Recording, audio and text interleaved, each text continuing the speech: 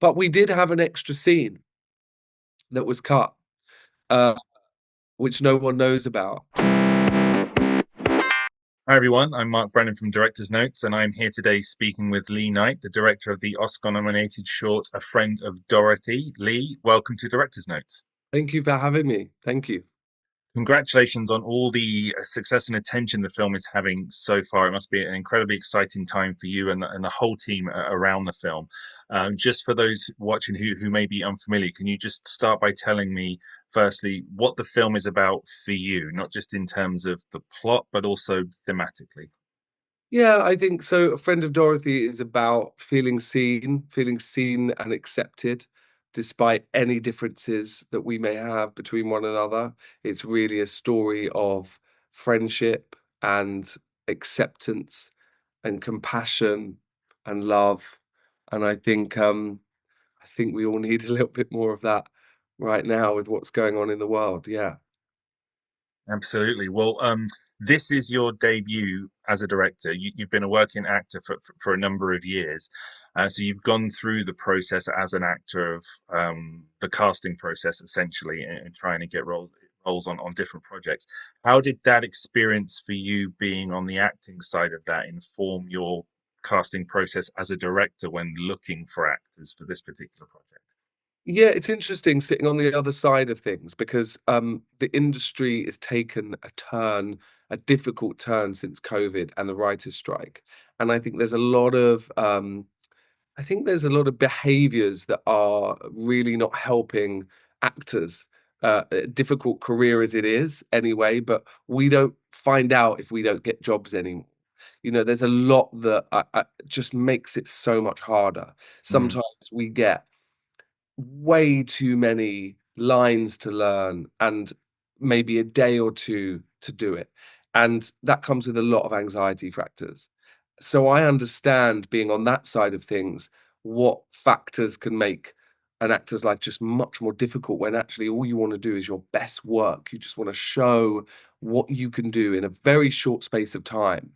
And so being on the other side of things, just from that perspective, from the perspective of giving actors freedom, giving them respect to have long enough to prepare, bringing them in the room, telling them if they didn't get the job, giving them a personal message. I know you can't do that with everything. I do understand if you've got 50 tapes from wonderful actors, it's very difficult. You can't always go back and write personally to each and every one. mm, But there are things we can do as creators and leaders, to make this industry a better and healthier place. So that's what comes to mind when you ask me that question. I just think, setting those sort of simple standards for people that we were auditioning was my number one priority.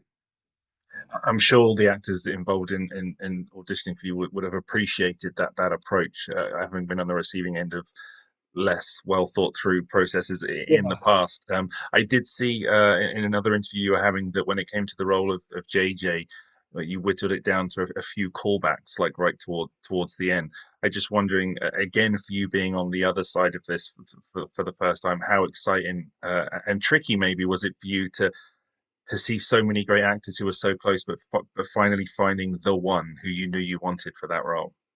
It's a good question. I think also, being on the other side of things, I understand that it comes down to intricate details of who just really is the character that I see because I wrote it. So, who is JJ, that character to me? And because I'm directing it, it's quite specific. But what was wonderful was seeing all these wonderful actors and realizing that there are so many, there's such great talent out there, but everyone's just so beautifully unique. So having to go through and kind of go, I want all of them, I want them all to play it because they would all have been wonderful, Mm, wonderful in the role. But it just comes down to what essence am I looking for in that character? mm. So that was just really eye-opening for me, and we did recall 4 brilliant actors, and we got them in the room, and I just gave them some notes, redirected them, and that's an opportunity for me to see how they respond to me, how open they are to me, and it's my chance to see who they are as an actor and what they might require from me. mm, Um, because it's not I really believe that directing isn't a one size fits all kind of, "This is how I direct." I think it's an absolute excuse me, it's a collaboration. I collaborated with Miriam, I wrote it for Miriam, so I collaborated with her before I even met her because I wrote it in her voice, that's just what I did. Um, so it's a collaboration even when you're on set, and it starts in the audition room. It's about going, "I'm gonna give you some notes, I'm gonna see what you give me and just see how we respond." And my job is to set the playing field for them to do their best, most authentic work. mm, And I believe as an actor, you can only do that if the director creates that space for you because we're all nervous. We're performing, we're going in a room, there's loads of people we're meeting for the first time, and it's nerve-wracking. You've got lines to remember, it's strange. It's a strange thing we do mm. as actors. So I really, I really believe that it's yeah, you have to set that kind of the lay of the land. Mm. You do have some remarkable talent in the film, both in terms of like high profile names like Miriam and Stephen, and newer talents like Oscar and Alistair. But I'd like to stick for the moment in, which we'll talk about later. But for now, I'm very interested still in your experiences as an actor and then turning that to your directing hand. So we've talked a bit about the casting process and how you were able to apply your experiences to that. When it came to directing on set with the actors, are there any particular experiences that you had as an actor that you took into that process thinking, well, I know what worked for me when I was being directed, and I'm going to try and bring that to this experience here. So any good or bad experiences that came with you into that process? Both. I think I honestly felt that I've been working my whole career as an actor to bring me to that moment on set, and I felt that. I felt that, and I think the cast felt that, and I think the crew felt that.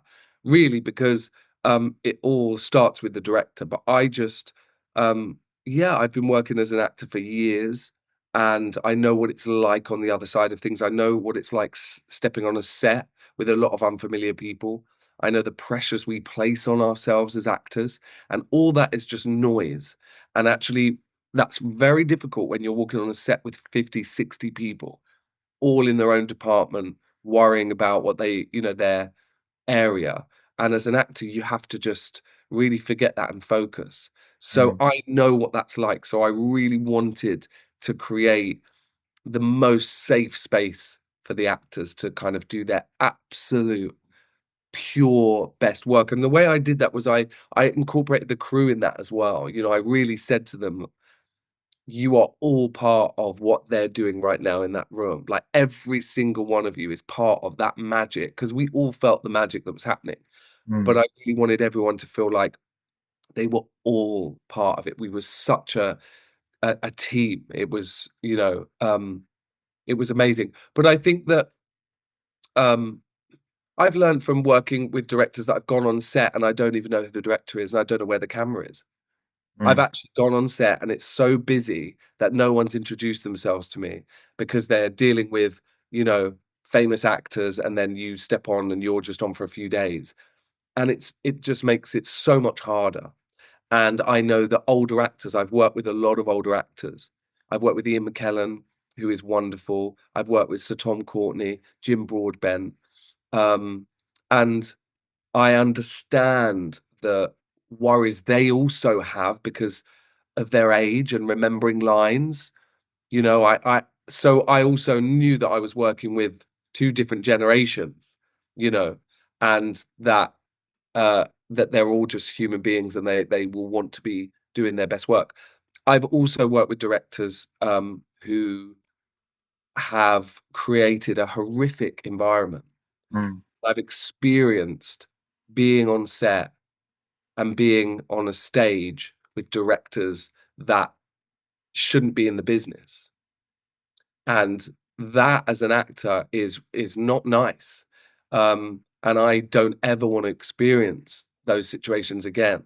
mm, So actually, for me to be on the other side of things, knowing that I have license to sort of change that in my mm, own way and make sure that that never happens in my vicinity ever in a professional environment, I think is so important to me. You know, it just there's no place for bullying. And that is in answer to your question about good and bad, that is mm. definitely something that I would never tolerate.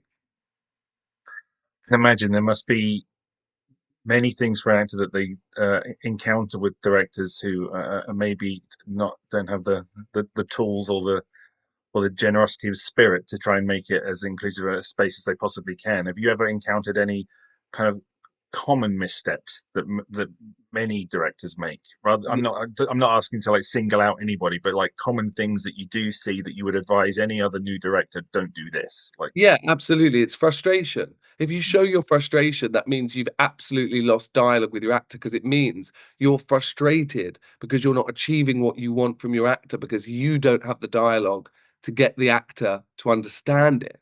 mm, And I really believe that. There is no space for losing temper. You know, some directors who are much more experienced than me might disagree. And I understand there's nothing wrong with intensity. mm, There's nothing wrong with being strict in the sense of the obvious things like being on time, knowing your lines. There's nothing wrong with that. But at the end of the day, it's about the end result. So you have to create that space for your actors. Otherwise, you're not going to get the trust. You're not going to get the performance. And then the mm, piece of art is going to all fall apart. And you're in a position of power when you're a director. You're in a position of power when you're a casting director, when you're a teacher.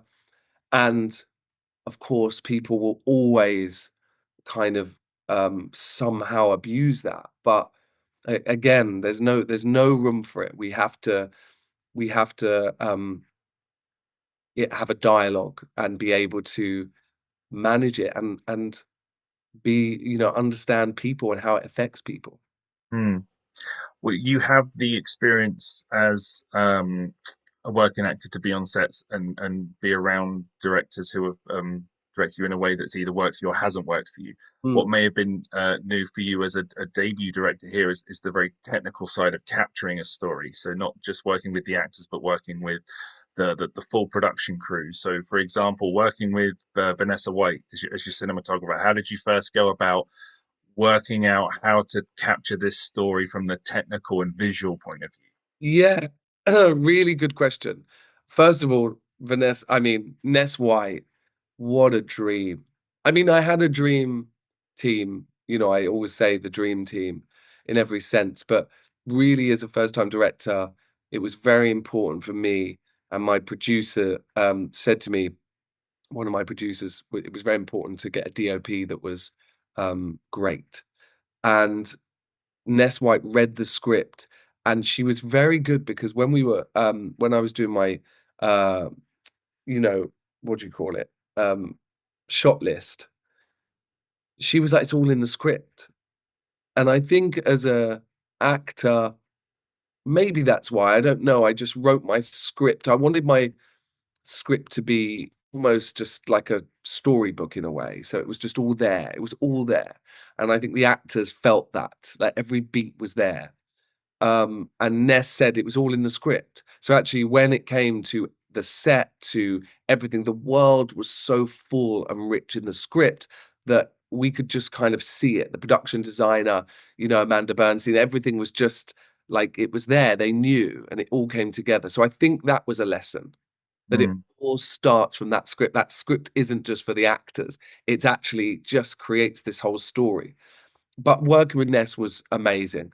If I could work with Ness on everything for the rest of my life, I would be very happy because she was patient and she understood that I was a first-time director, but she was just open and gave me the full platform. So I'd do things like I'd say, I've got an idea for this shot. This is my idea. And I'd say, tell me if it's shit. And she'd say, "Oh my god, why would it be shit?" I said, "I don't know. You're a DOP. Like, just maybe it won't work, and that's not actually my job. I'm not a DOP." I really believe in like having your space. Like, so if I wanted something and she was like, Lee, actually, it's not going to work for this reason, this could work instead. Great. That's collaboration. So we collaborated so well. She would also sometimes show me a light. She would try something with a light. And I remember once she did that with Alistair, who plays JJ. She put a filter light on and she said to me, here, she would always say, here's an offer. And I would look and she'd say, here's an offer. And I'd look and go, oh, and she was like, it's a bit, she said it was a bit like commercial, said something to me like a bit makeup commercial, some comment like that. And it was this gorgeous light. And I just said, no, he doesn't need it. He doesn't need that on his face is so beautiful in shot. It doesn't need it. She was like, great. It was just collaboration. There was no Mm, ego at all. And I think that's what you see, this just a collaboration. There was no offense taken. And I was confident enough to say in every situation, no, let's not do that. Let's start the camera low. Let's move to even intricate, like, can we go left slightly with the camera? She was just, you know, she was like, that's what you want. And I trusted she would tell me if it wouldn't work. mm. I think So many directors, it seems to be, especially when they're first time director, working with an experienced cinematographer, what they want from you is not knowledge of aspect ratios and lenses and kit. What they want from you is a clarity of choice and decisiveness, and you know what you want, and they're there to help you get it. And is that what that collaboration was like for you? yeah, 100%. Do you know the amount of times people have said to me, what camera did you use? And I say, I don't know. I'm not a cameraman. Now, some people might not, they might go, oh no, but like he's a director, you should know. Maybe I'll learn. Maybe I will start to learn, but I don't know how I would possibly have the time because as a director, and writer, you're on the script obsessively. You're working with your actors. That's why you build your team, and I want them to have their space. And I don't need to understand that. I understand if directors do brilliant, and I'm sure that really helps them. And maybe in my career, I will understand. I'm sure I will. But my job is the kind of bigger picture, you Mm, know, and trusting that they understand lenses. There was all this talk of lenses. Great. They can do that, and if I don't like what I see, but again, it was in the script. They knew what lenses to use and how they wanted to look because it was in the script. We had those discussions early on about what type of camera they would use, what kind of lenses they would use. And I was shown pictures by Ness of the texture. I was very specific on the texture I wanted. So all those discussions happened early on. So then we were able to just let people have their space. Um, and yeah, and I think also what I've learned is there's a lot of filmmakers who they are filmmakers and they're kind of really into the camera and really into filmmaking and technical side, but that doesn't always translate to being a director or a writer, or do you see what I mean? hmm, So I really, absolutely. and I don't, and I'm, some people are, and I think, but I'm sort of, I've been asked so much about cameras and lenses, and I'm just like, I don't know, a lot of directors I know just wouldn't have a clue, and I think it's fine. I'll make sure I don't ask that question then that's next about cameras and lenses. I won't be asking you. I'm What, kidding. what maybe you I'm should, kidding. maybe I might have just offended so many people there. What was the question? No, no, no. I was kidding. I was kidding Okay, fine. about us specifically. What camera did you film with? Yeah, Having yeah. just said that, no, I'm totally kidding. Sticking with the production side of things, though, you've had experience obviously being on a set, so you knew what you were walking into with regards to how many people are going to be there, what departments are going to be doing their jobs while you're there. But what was it like for you walking onto set that first day, and all those faces are looking at you for answers? Best day of my life. Mm, I honestly, this weird thing happened, and this is going to sound silly, but I, I think when you live with something for so long and you've got Miriam Margolyes doing your film and Stephen Fry, and everything has worked out to the point where all your fundraising, all your years, I was with this script not 4 years totally, but it took a long time to get Miriam. I wrote the script, it sat on my laptop, redrafts. I wasn't working on it religiously over that time. Things do sit on our laptops for a long time, as hmm writers will know. sometimes years and years. But I after everything and then Stephen, everyone's signing on the dotted line, raising the funds, getting the locations, and then waking up that morning knowing I was going on set. I remember putting music on and I was, like, dancing. I'd had about 3 hours sleep and I was, like, dancing, getting ready, but in a weird kind of, like, I don't know, I was letting off some kind of euphoric steam because the work to get you to that first day, I think that's been not a lesson to me because as a lot of actors will say, we get rejected. We work so if you're still in the game in your 30s or, and I'm 42, if you're still in the game, it is not through, you are working hard, you are picking yourself up after like some Mhm. terrible rejections and experiences.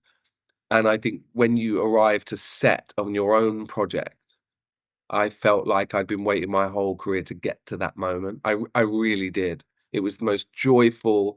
I have never been so decisive in my life. My best friend turned up to watch us filming, and he said, "I couldn't believe it." He said, "You can't even get yourself dressed. You always send me pictures of what you should wear, but yet on set you just like, well, boom, boom, boom." And, that's when it's your work. It's, Mm. you just know it. Yeah. That is a very magical feeling to have. Yeah. All those things coming together to bring that to you. So, with that magic in mind, and with you knew what to expect from a set when going on to one. Was there anything about the process during filming that maybe did surprise you? That was just, oh, that was unexpected. I thought I had a handle on most things, but this is something that's now new to me, just because you hadn't done it before. Uh, Not really. Does Hmm. that sound terrible? No, no, I'm sure not at there were all. things. I mean, I think there were things that happened. There was things that happened that I was inexperienced with. So, for example, but again, not entirely my job, but it was to do with weather. We had bad rain, and then we had to move some stuff around. There was a lot, but I know that stuff happens. I would always ask Ness. I'd say, the producers are all in my ear worrying about time, be honest. And she'd be like, oh, we got loads of time. So I kind of like would go from her because the producer's job is to panic about time, not me. Hmm. I can't be, but I can hear them panicking. Um, but so that's always, there was one moment on set where basically the first scene. Oh, this is quite hard to explain, actually. I'm not gonna explain it. It's too difficult. Okay, fair enough. Maybe we can cut that. I just was thinking, how am I gonna explain this? It's gonna take ages, and I don't think people would understand, so I think I won't. Totally fair. Totally fair. Well, bringing it back to the wonderful talent that you have in front of the camera on this film, I know that the role of the main character was based on someone very near and dear to you, a neighbor, but you wrote that part with a specific voice in mind, that Yeah. being who you would ultimately come to cast. What was it about Miriam that made her in your head? This is the voice. This is the one. This is who I want for this part. A few things. Her naughtiness, her honesty, her empathy, and her desperate need to understand people. What we see with Miriam is an honesty that we don't get, and I think that's why people are obsessed with her. We do not get honesty like that. Everyone has a filter, literally. On Instagram, I always have a filter. I swipe twice and have a Paris filter on Instagram. Everyone has a filter, and people don't always tell the truth, as we know. I mean, look at our political system. Like we don't people now just normalize lying. Like that's just what happens. Mm. And Miriam doesn't. And sometimes people might think, "Oh, I don't like that." But well, she's like, "Oh, that's what I think." And I think people have fallen in love with her for that. But I saw that and uh, her need to understand people. I also recognized I've seen Miriam's work, I've seen her on stage, And I was a fan, but not a fan in, like a fandom, but like a Hmm. fan as in I loved her as a personality, but also her work. I'd seen her in things, and I had this feeling that I just thought I could explore something that she doesn't show. I really felt that, and it wasn't like a conscious, it was almost something I remember thinking, "People haven't seen her do this." Like, people, and when I wrote it, I wanted that naughtiness because she's funny, but also there's a absolute, it's like the rug is pulled and suddenly she's funny and you get Miriam Margolyes, but actually you then get something a lot, more powerful and with so much more depth. Mm. So I that's what it was. It was a mixture of her talent, which I could see, and I think that's what I, as a director and being an actor, I just can see like an actor and kind of go, I can see what they're capable of, and I wanted to bring that out. Mm. Well, having written the script with her voice in mind for that particular character, were there any moments that stand out to you that when you have the real life performer there performing the character, that she's done something a little different to what you had in mind in the script in a way that is brilliant, but a way that you hadn't already imagined, if you know what I mean? I don't think you can ever imagine what an actor's gonna do with your lines, because the joy of, it's called a play, right? A play text, a play, it's a Mm, film script, but the joy of it is that when you have actors of the caliber of Miriam Margolyes, Stephen Fry, Oscar Lloyd, and Alistair Wachuku, you're looking at the top of acting talent and mm, ability. And I think you'll never know what they're going to offer. But again, it all starts with the script. They can't veer away from the script too much because the script is the script. It's there, and my job is to make them understand the journey, understand what's beneath those lines in the moment, and they go, "Oh, okay, I," you know, because there's a lot of quiet moments where there's no words, but things sort of are felt, and that's my job to kind of go, "Okay, this is what's happening right now," and yeah, does that answer the question? Does that? absolutely, yeah. You mentioned as well Miriam's honesty, and she was very honest with you. I've seen about some of the some nerves she had about the role and performing it, and I just wondered, how did you work through those nerves with her to make sure that you were getting something you were ultimately both striving for? Yeah, it was a beautiful collaboration. Miriam was very nervous. She turned up on set, and the first scene, she said a very rude word and said, I don't know it. And it was nerves. Mm, And I straight away knew, I knew what she needed from me, and I was here for it.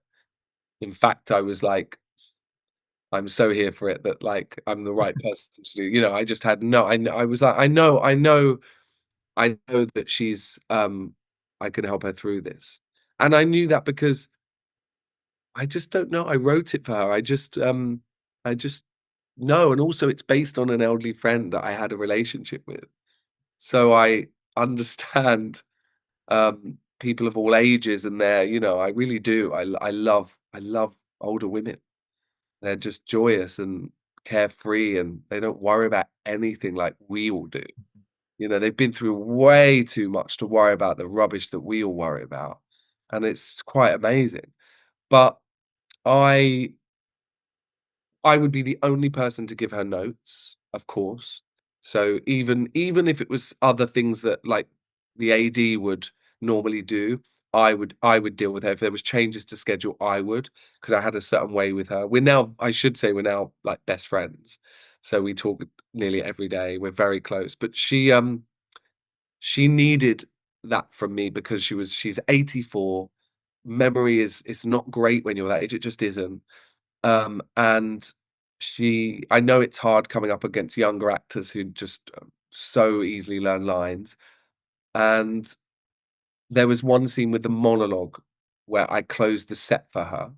mm. She was very nervous. I heard she was nervous. So I went in her dressing room and I said, "Are you okay?" And she was like, "No, I don't know it." And I said, "Why do you need to know it?" And she said, well, I need to say the lines. I was like, yeah, but I know it, and I'm going to be right there with you. And she was like, oh, okay. And I said, so we're going to collaborate just like we did before we met. I said, and I want you to come out there. I said, and I want you to enjoy it. Do you promise me you'll enjoy it? She was like, okay. So I gave her some Jo Malone perfume, which softened her up a bit because I know that she likes it. So I kind of gave her an early gift. And then we came out on set and we'd had her lines written on a board. And I went, let's get rid of that. Let's get rid of that.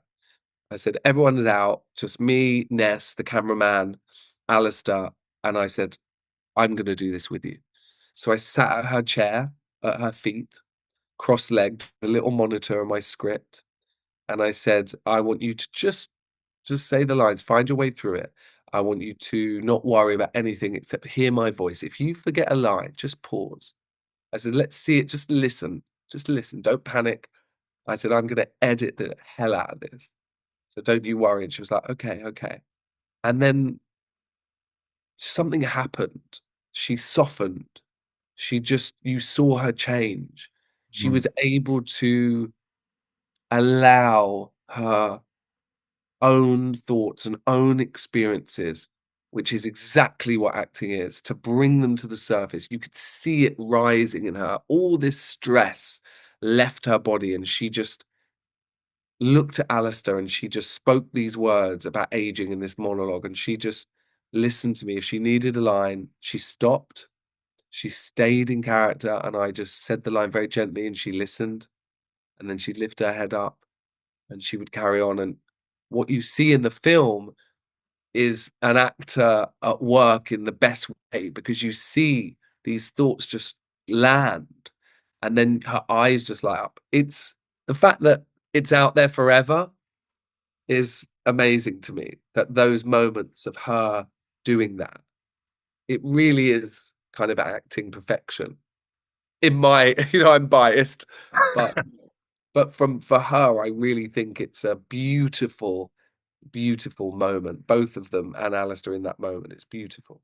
Hearing you talk about the nerves that Miriam had in this particular role, despite being the vast experience she has as a performer, it strikes me that there is perhaps a common thread for any actor from the start of their career to wherever they may end up in it, that there is a commonality in that they will always need to feel there is a safe space for them to work within, which comes from the director. And that's as true for a new actor as it is for someone that's at the height of their career. Would you say that's something directors should always be mindful of?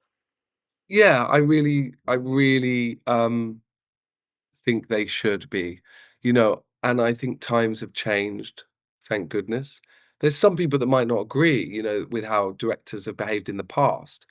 I've actually worked with actors, and an older actress said to me, there was this terrible behavior going on, and the older actress said to me, we spoke on the phone, and she said, but isn't that how directors are meant to, gear you up?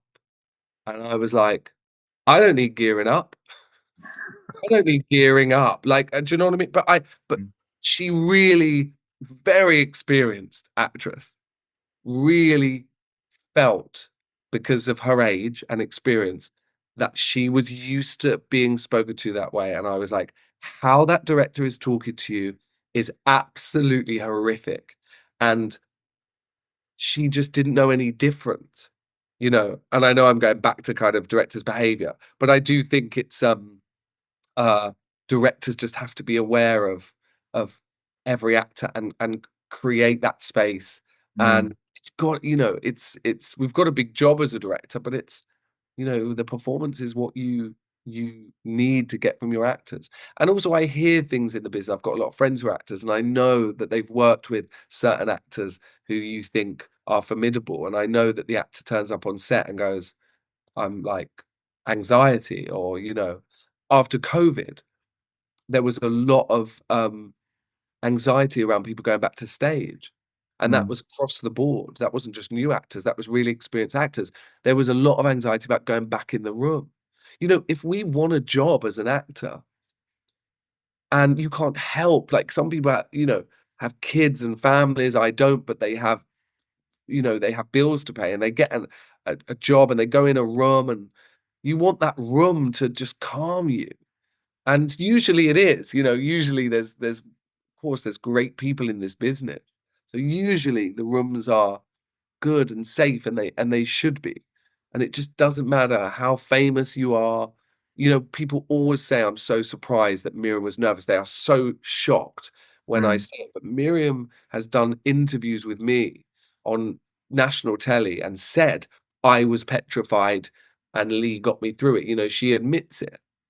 That's fine. I'm open to an actor that's nervous. I know it just means that they are so wanting to give the best of themselves. mm.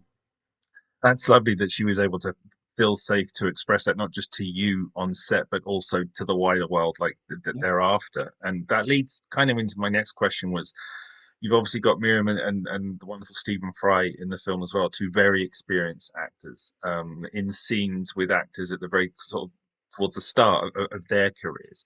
Um, Knowing that actors will thrive in a common space regardless of who the actor is, does that make directing actors in scenes with two very differing experience and profiles, does that make it easier for you as a director, just having that more common approach, no matter who it is you're actually directing?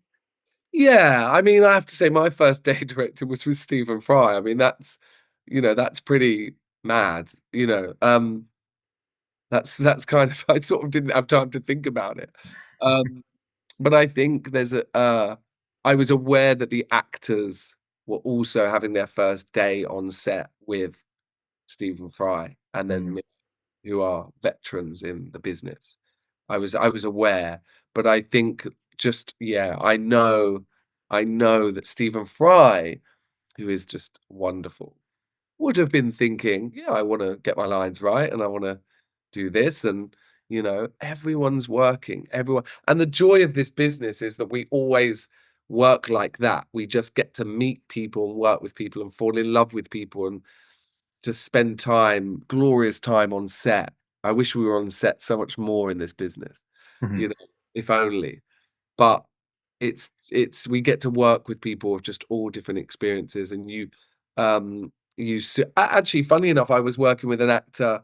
Um, I just popped up very briefly in the new series Talamasca, mm, and I was filming with James Cosmo, who was telling me stories about films he did, back in the, I mean, incredible. I can't think off the top of my head, but just incredible. And he was sort of quite quiet at the beginning, and I said, "How are you doing?" And he was like, "Yeah, I'm always a bit funny on the first day." And I just was like, "Thank you for saying that to me.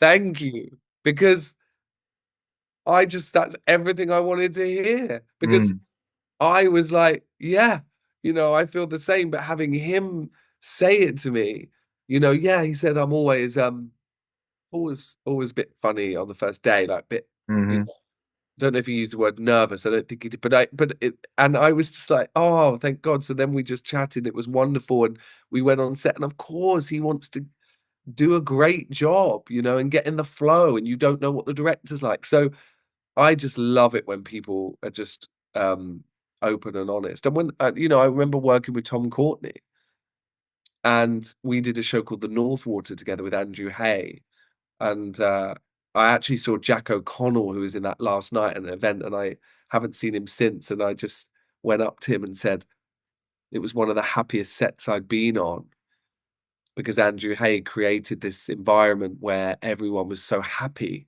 And I always say, if it's a happy set because you walk in in the makeup department, and makeup will always tell you, and you'll know from makeup department.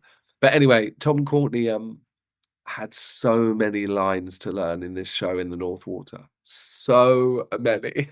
Like I wouldn't want that many lines. And I said to him, "How are you doing? We just met." And he said, "I didn't sleep a mm, wink last night." And I felt his pain because I very rarely sleep before filming. It's hard, when you're on set at 6 a.m., whatever. But all these things, this is just it, you know, I think I'm sure there's actors who just rock up and they're just on fine, great. I do that on some projects. but I think you just have to know that we're all human and Mm. acting is vulnerable. I think that's a very key point for most directors, especially if they're new, to be mindful of and aware of when with any actor at any level that they're working with. Like that's just something to keep in mind. Yeah, absolutely, absolutely.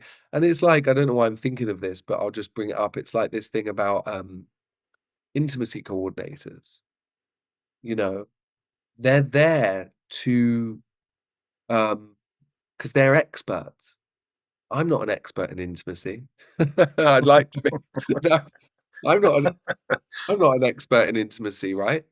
And um it's brilliant that we have that as a standard to protect the actors, to Mm, protect the in the most vulnerable when you're having sex scenes, and a director who has no experience and actors that are not protected. mm, No. Even though it's yes, we're acting, it's still work. You still have to, get your clothes off and, I've had to actually, on stage have experiences where, and thank God we had intimacy coordinators because it can be a problem if people don't feel comfortable and you have to do that every night, mm, mm, you know? It could be down to someone, like, wearing protective underwear that they're meant to wear under their costume or something. It's like all these things put in place, and it's as a director, it's just all about protecting your actors. And I know you didn't ask, but I'm all up for intimacy coordinators. No, no, it's a wonderful thing to talk about, and it's a good thing that it's becoming more. It's the more the norm now, absolutely, Yeah, and it's right that it is, because there are so many vulnerabilities that actors are put through. How exposing it is physically and emotionally, to have that extra layer of um, propriety. There is that the word I'm thinking of? I'm yeah, not sure, but to have that there, it and just makes everyone's experience safer and better. safer and better, and you can act within the realms of the safety. It's Mm, like being a stunt, doing stunts. mm, You don't just go like if actors would go, no, I just because there have been some high profile actors who have gone, oh, we don't have that, we just do it. And it's like, well, that's okay if you're a very famous actor because everything's going to revolve around you. And mm, you're probably an exec producer on it. So everything's going to revolve around you. But when you're a young actor and you're coming onto jobs and you've got to do that something, you don't hold any power. And you're not going to go, I don't feel comfortable with that you know, it's there for that reason. It's for the people that aren't in the powerful seat that they mm. can protect it. Yeah. Absolutely. Well, speaking of famous actors, as you just mentioned there, I know there'll be lots of filmmakers who will be incredibly jealous that as a first-time director, you got the star talent that you did on board this film. I'm sure that's in no doubt because of the script and the story that you're asking to be involved with. But what was the process like in getting talent like that involved when you, as a new director, didn't have a body of directing work to show them? You're right. It blows my mind all the time, really.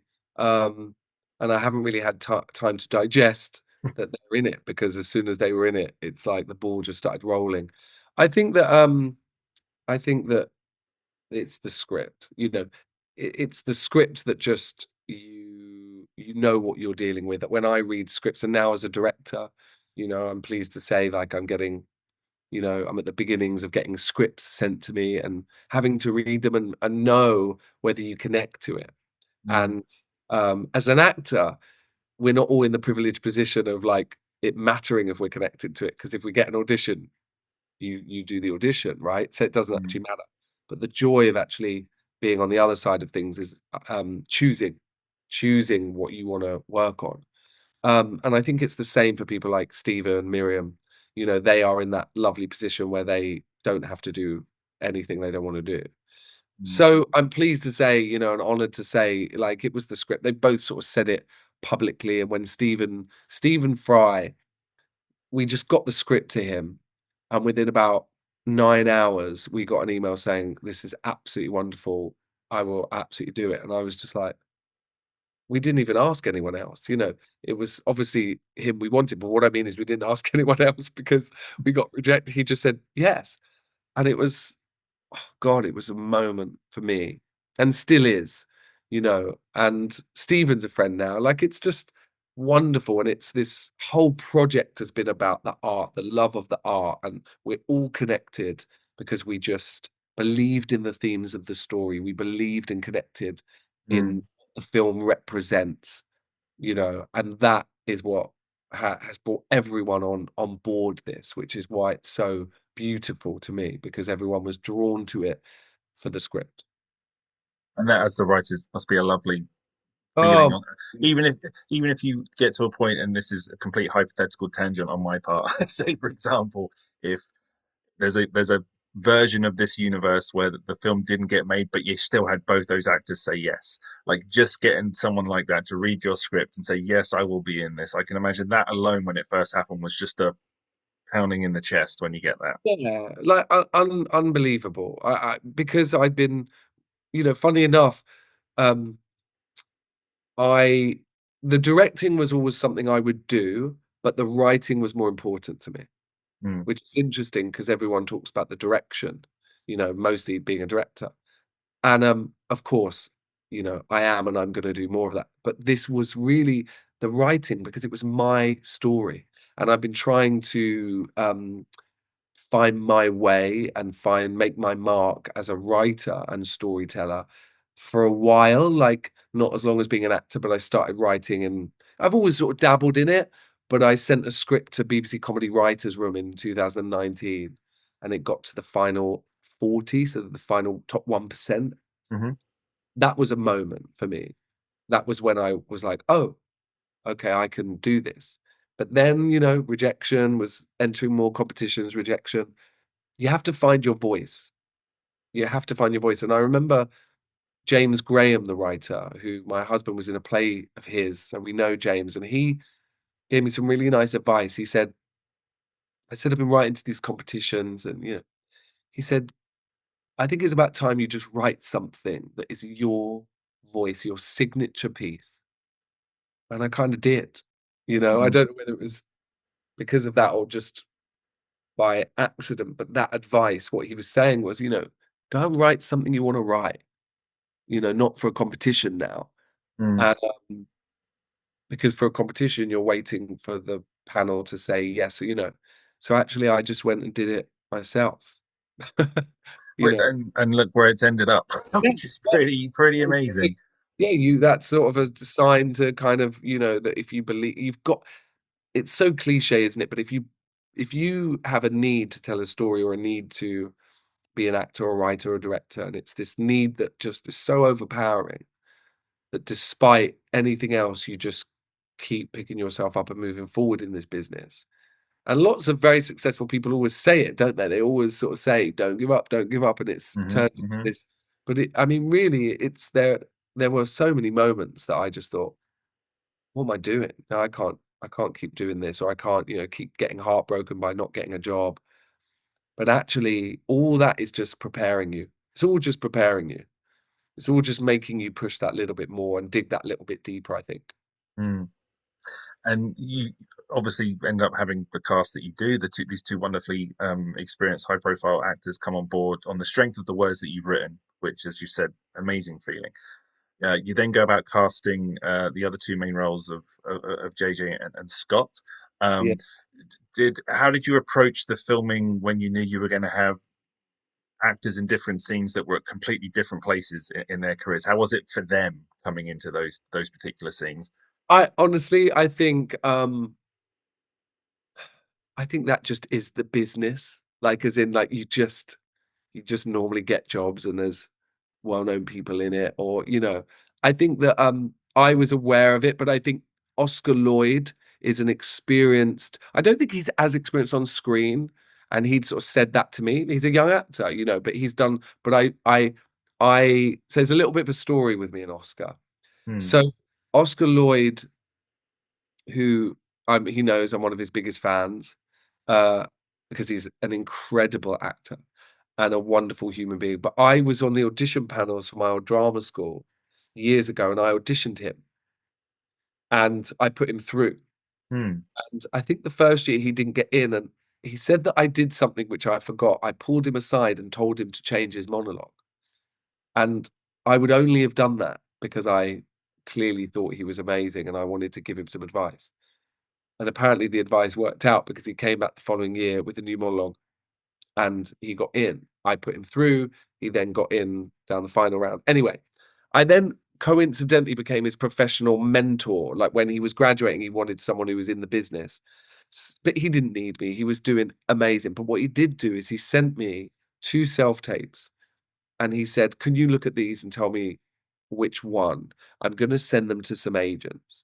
So I watched them and oh my goodness, they were so good that I just was like, you could send either, 10 seconds of one of these. I was like, they're absolutely brilliant. So we sent them to United. He signed with United agents and he's had a wonderful career and he's constantly doing great work. I'd seen him in a play playing Baron Trump at the Old Vic. I saw him in Stranger Things. So what happened was when we needed to cast that role, I just suddenly he popped in my head and I just dug out those tapes that he'd sent me from 5 years ago. I don't even know, 6 years ago. And I sent them to my producer and I was like, this is our guy. And he looked and was like, so he didn't even, so I rang him and I said, I'm going to do something very, very unprofessional. I said, I'm going to availability check you right now and for these dates. And he was like, okay, I'm free. I'm going to send you a script and I am going to offer you this role and I want you to see what you think. And I don't want you to say yes unless you want to do it. This is not a favor. This is like only if you want to do it. So he was like, okay, I'm going to read it now. And then 20 minutes later, he rang me. I was like, oh my God. So that was beautiful for me Mm. because we have history. And I was thought, he auditioned for me all those years ago without even knowing. Because if he hadn't sent me those tapes, I don't know. I'm sure I Mm. just don't. Do you know what I mean? We just it all matters. And then Alistair, obviously, just we auditioned, and he's just incredible, incredible. Yeah, tell me more about Alistair because I've met with him and worked with him before on a very small project. And he's a lovely, lovely guy, and I can imagine from what I've heard you say about how forthcoming and energized and enthusiastic he was about the role. Um, what was it like working with him and giving him such an important role in this film opposite Miriam? It was amazing because he was responsive to me. He wasn't like he needed my guidance, which he should have. Like he wanted, he was like he said to me after every take, I would look for you. He would look for me to get to be like, how was that? Could I do more? Could it was like a very beautiful, intricate process. And I just knew when he could like just kind of uncover something a little bit more or dig that little bit deeper or just find something, something different, a different texture. That was really important that I knew my actor could get that. And the vulnerability of the character, I almost felt that Alistair has. But I don't mean that in a way, I'm not commenting on him being a vulnerable person. I mean it in the sense of like the what he was bringing to the surface of himself for the Mm. role was just like all what I wanted in JJ. And he had that on set. Just I knew at any point I could just say, think about this. He just was hungry to know what I wanted and to get it right. And he was just exceptional in that. He said to me before we shot, he texted me and said, I promise to give you my heart and soul for this. Mm. Yeah. And he kind of did. Makes me emotional. But he really did. You see it. You see him like offering up a part of himself in a way that's like kind of magical. So he really did put his heart and soul. And I think that's what audiences see. Absolutely, and I from what I gathered in another interview I saw that you gave, there was a time when you had considered playing the role of Scott yourself before Yeah. ultimately deciding to go down another route. I just wondered if you could tell us a bit about at what point that thought process changed. At what point did you decide actually I'd rather just focus on directing and look for somebody else to play this part? Yeah, it's interesting, isn't it? I always was going to play it because it's just a character I know very well, from being a gay man and yeah, going through experiences with sort of certain uh male people in my life. Do you know what I mean? I just understood that archetype of who he was, and I think that's sort of in me because of my own experiences. So I was going to play it, but only for that reason, because Mm, I don't believe in a vanity project, and I think that it can't be an actor writing something for them. Yes, you can write something for you and be in it. Great, and there's great examples of that, but it has to be about the story. So I might write something and I'm hoping to where I would be like, I'm going to play that because that's like about, something I want to explore for that character that I'll play. Whereas this wasn't about that. This was about the story, this film, and it was about me being on the other side of things. It was about me being a director writer, and I didn't want to blur those lines. I think I could have. mm, Now I've experienced it. I think because of the size of that role, I could have stepped on, but I just think no. I wanted my actors to have a clear person who was the director. I didn't want to confuse Miriam with 1 minute I'm a character and then I'm popping off to direct. I think you can do. I've got friends that have done that beautifully, but this wasn't that project for me. This was about me being a writer director. I wanted that focus. I didn't want the focus of learning lines. I didn't want the focus of watching myself in the edit suite. mm, Because it that sort of becomes about me. Because how can I then go, well, I know this is about the story, and I do trust myself as an actor. I don't want to give across that I don't trust myself. But I think I sit in the edit suite and watch these wonderful actors, and I don't have to think about myself as a performer in that. I can take myself out of that. So again, for future projects, maybe, I would definitely write something that I would play and maybe not direct. But I felt like having the hat on of a writer director was like good for everyone on set, mm, uh, and good for me and my sort of capabilities. But I think that changed just when I was having initial discussions with James Dean, one of my producers who worked with me on the script after I wrote the first draft and sent it to him after I got Miriam on board. He was like, let's do it, and he just believed in it, and he's been just, he's changed my career like by believing in me, championing me, you know. mm. And we had discussions then, and he was very open and saying, "Yeah, you could do it, but think about it." And I was like, "No, no, actually, yeah, I'm not going to do it. I'm not going to play it. Thank God I didn't. Otherwise, we wouldn't have Oscar." Wow. Don't know about that. Don't know about it. You can't. We'll never know. We'll never know. What matters is you. What Um, matters is you have the nomination now for sure. That's what matters. yeah, You mentioned in there about seeing yourself like, in the edit, which leads me on to a question about post production. I was going to ask you is that yeah. there is a saying that when you make a film, you make three films. There is the one you write, the one you shoot, and the one you edit.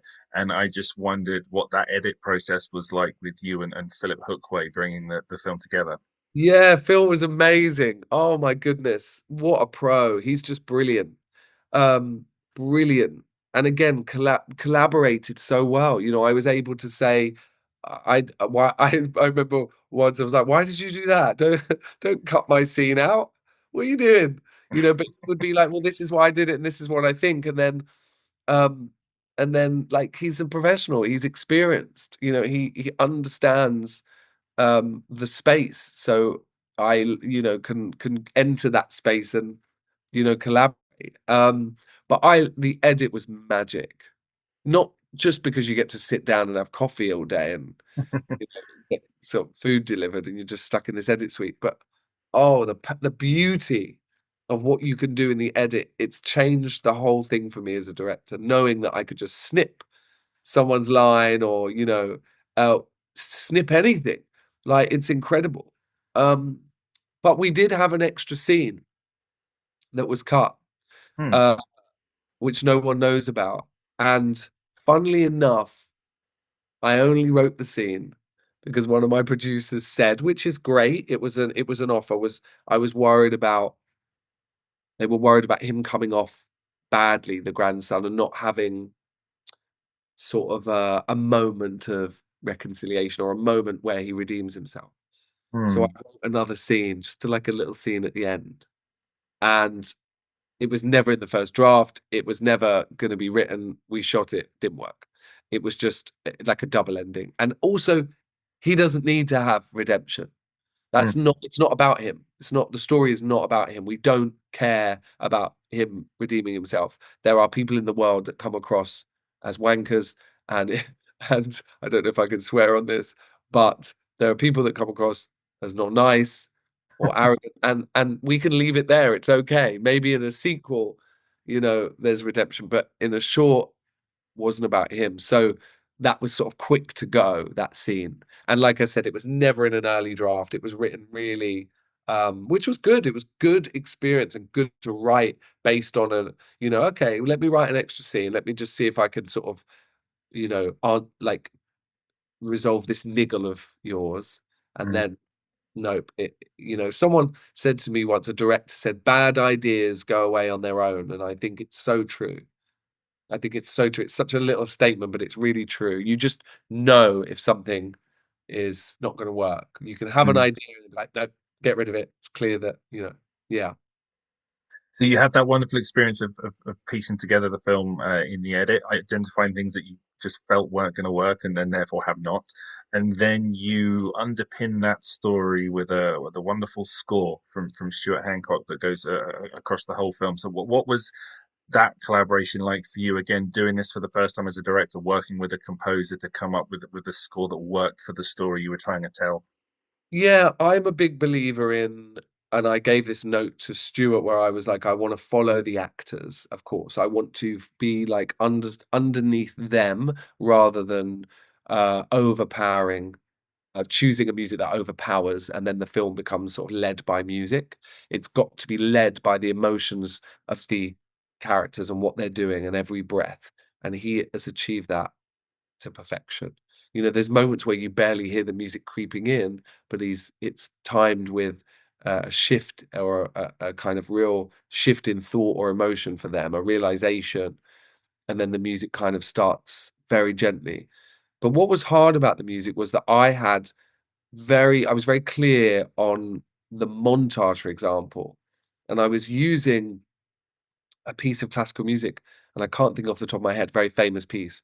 But I'd been listening to that and dreaming up the montage. It's kind of how I work, sort of. I imagine things a lot. So I like to really, which is probably why the script is so full, is because I like to imagine things. And like as an actor, I do that a lot. So I will play music and I'll not meditate, but I might like sit in a sauna and have headphones on and I will just think about how things will play out with music, like a soundtrack.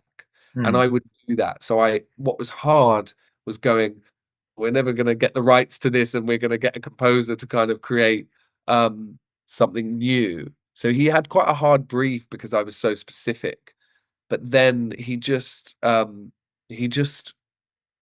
got it and understood the world. And I sort of remember the first time hearing it, I kind of cried. I cried a lot. I cried in the edit every day. I cried, at the screening. I always cry. But when I first heard the music, I was just like, oh my goodness, this is. And then the montage with yeah, beautiful. He's done a wonderful job. No, he really has. And that obviously brings the film now to completion, and it goes out into the world, and it goes to festivals. It plays all over the place. We, funnily enough, met briefly in the Palace Festival in Bulgaria, where the The film bathroom, screened. In the bathroom, yes, bathroom, hearing just another English accent and being like, "Oh, hello." yeah. Oh, hello, washing your hands. Oh, hello. Yeah, yeah. So you got to attend in the Palace, which is a wonderful festival. The film also was at Holly Shorts, where it did fantastically well. So, what has that festival journey been like for you, and going to events and seeing the film with audiences? Life changing. I mean, really life changing. Like to go around the world. I mean, I've been around the world for the last maybe like 8 months, 9 months, and I've never been to a film festival, and I, didn't really know about the short film world because Mm, again, I'm just a storyteller. I'm not. I'm a filmmaker now, but it's not like, do you know what I mean? Like I mm, just I'm a storyteller, whether it's a play, a film, and I sort of the whole thing was so new to me, experiencing and understanding the community, and I'm like a convert. It's incredible because there's so many films that are so long, 2, 3 hours, and we get to go and watch, in little grouped up segments, 5, 6 films that can range from 2 minutes long to 30 minutes long. Mm, And it's just been amazing. Soaking up the audience's response to your own film is like nothing I'll ever. It's very different from being an actor. That's incredible. You're on stage and you're feeling the energy and with the audience, and it's beautiful. It's kind of similar in a way when you're a writer director. You get to sit in the cinema and soak up, but they just don't look at you, and soak up their response, mm, and it's just nothing sort of prepares you for it, and it will never get boring. Someone and not in a way of praise, I mean just to we all want connection. I believe as artists and humans, we all want connection. We're looking for connection with each other, and we're looking for people to understand us when we put our art out, understand us in a way. We give a piece of our soul. So sitting in a cinema and knowing that the film moves people or makes them laugh or that they connected with the themes is extremely powerful as a creative because it makes you realize that you're not insane and that mm. you're doing something right. Which has thus been entirely proven by the recognition, especially with the Academy Awards coming up that you have at the moment with the nominations. So you go on this incredible festival run playing at Oscar qualifying festivals, which leads to an Oscar nomination, which leads to all the press and publicity and campaigning that comes with that. Such a steep learning curve for you as a new filmmaker. But what is that process like for anyone else who's unaware? Once you get to the level where your short has been nominated for an Oscar and it feels like the floodgates open, like what is that campaigning part like in within the experience of just being nominated? It's absolutely insane, like a whirlwind of, like, for example, I just was meant to have a press junket today, and I've cancelled some because I've got a bit of a cold, but I was meant to have about 5 back-to-back podcast interviews. I was at an event last night, I'm meant to be at an event tonight, and these are all, like, cocktail red carpet events, where you kind of get invited to. Um, I've had to get a PA to deal with the amount of admin that comes with it. Like, seriously, people should know the level of, commitment you need. I'm full-time on this, Mm, uh, and luckily, I've been able to fundraise because, of course, we're not a studio. The production company is mine. We're not Warner Brothers, and I think it's important to say that because people will be thinking, "How do you?" And it's true. How do you do it? mm, Uh, but you do because you always will make it work because obviously it's so important. But it's all those things I think people don't really think about that it's a wonderful whirlwind. But I say it's like and I do have a team, publicist, and my team of producers, because it's mine, of course, it's like you're always gonna be so wired in to everything. You're gonna oversee everything. You're gonna have to approve everything. Nothing gets past you because you live, dream, breathe it. And I can't socialize at the moment because I just like not because I'm so busy, but when I'm not, dealing with work, I need to somehow shut down, mm, and I just need to rest, but then normally I am dealing with work because then America starts when I get to the evening, you then have America waking up, and then there's a lot of stuff going on in America. The travel is crazy. I got back from LA last Friday, I'm going to New York on Wednesday and then on to LA for 3 weeks. mm. The jet lag and the travel, you know. Um, I hope I'm giving you an idea of what it's like because times that by 10. Like, in all honesty, if I have like, for example, I know after this interview, I know that I'm gonna turn my phone on. Even now, I'm thinking of things I've forgotten. I know there's gonna be about 20 to 30 unread emails. Mm, It's like because obviously it's international, the Oscars. So it's everyone, there's a lot to do, but everyone wants to talk to you, which is wonderful. But there's the campaigning side of things, so screenings and getting people to see the film, and it's yeah, it's like, I honestly think it's like running a studio. Well, I hope you have a holiday of some sort planned in April time to just Yeah. finally wind down a little bit after That all of sound this. like I'm complaining, by the way. Some people would be like, "Look at him," complain. I'm not complaining.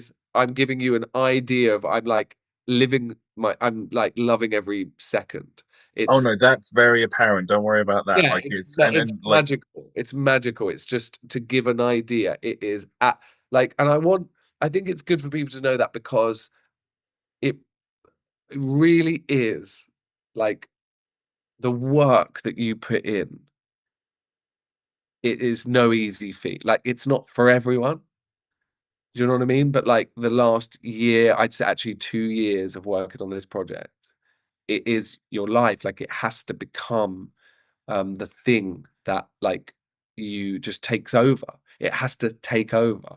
I can't see another way, and I think that's the same for everyone who gets a project off the ground. Everyone knows just what they put in to getting a short out. To festivals is no easy feat. Getting it made, getting funding, it is so difficult. So mm, anyone who does it, it's never just the work they put in. I know that it's yeah, it's immense. absolutely is. And with all of that said, and not to make you feel even more stressed at the moment, but what's next project wise for you? Once What's Dorothy's race is run, like what's next for you? Yeah, what's next? So I'm gonna make the feature film of this because I've lived with these characters for a long time and I know that there's sort of no doubt in my mind that there's a feature film in me to explore because we only see such a tiny glimpse of these characters.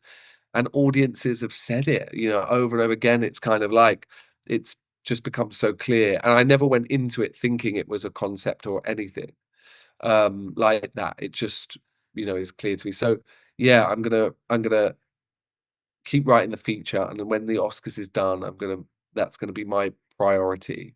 Um, but of course, and I've got other ideas, and I'm writing other stuff. But at the moment, it's so difficult to knuckle down and write. I mean, the noise is it's a lot. But I'm also I have a great management team, so I'm also waiting for the kind of my first feature. I want to be something very special, whether it's Dorothy is before that or whether something comes along before that. Hmm. I sort of am really hunting the right script that's my kind of first feature. Well, I'm sure whatever happens, it's going to be a very exciting prospect to see what comes next from you. I'm now on to our last question, and thank you so much for the time you've given us, especially That's after fine. saying how much you have on at the moment. But Don't I very worry, much my appreciate pleasure. your It's time. my pleasure. The last question is, and this will help the fact that you've been on such an extensive festival journey, is what we like to ask everybody we speak to at Director's Notes is, has there been a short film that you have seen that you would recommend other people on the Director's Notes community watch? So another short you've seen on the circuit, perhaps over the last year or so, that you know what, that one, everybody should check out that one. Yeah, it was Pippa Bennett Warner's 22+1. Uh, I saw it. It played alongside me um, in Holly Short's LA, and I fell in love with it. And I've told Pippa, she's an actress, and I told her that I loved it from the start. Um, and I believe they're nominated for a BAFTA. I think she might be nominated. Oh my God, I should know this. Uh, I'm pretty sure I'm pretty sure. Yes, I think they are. But I just loved it. I think it sheds light on a really important story, and it educated me in a way that nothing sort of ever has through film, and I thought it's brilliant. So yeah, 22+1. There's loads of incredible um films out there. There was one in Miami I saw, and I think it was maybe an Australian film, and it played at Best of the Fest in this festival called Outshine in Mm. Miami, and it was called. I think it was called "I'm the most racist person on earth" or "I'm the most racist person I know," and it was just the most beautiful story about two women, two lesbians, like, finding, like, oh my god, it was just so beautiful. It was really, like, amazing. I think that's what it's called. I should probably look it up, but I think it's called "I am the most racist person I know." I think that's the title. Brilliant, brilliant. If you can Google that and find it, it was brilliant. Oh, fantastic! I'm super intrigued by that one. I've not heard Yeah, of it, so honestly, I'll make it's not sure what to you look think for it that is. one. It's not what you think it is. Like, the title is Hopefully not. The title, yeah. no, it's not. It's really not. It's, you've gotta watch it. I thought it was beautiful. Mm. Well, Lee, thank you so much for taking the time to speak to us today. Congratulations again on all the recognition that the film is receiving. Everyone at Directors Notes, we got our fingers crossed for you when the Oscars roll round. And in the meantime, hope you get well soon and at some point finally get that holiday. I know, yes, yes. Thank you for having me. It's been a pleasure. Thank you. I'm so grateful.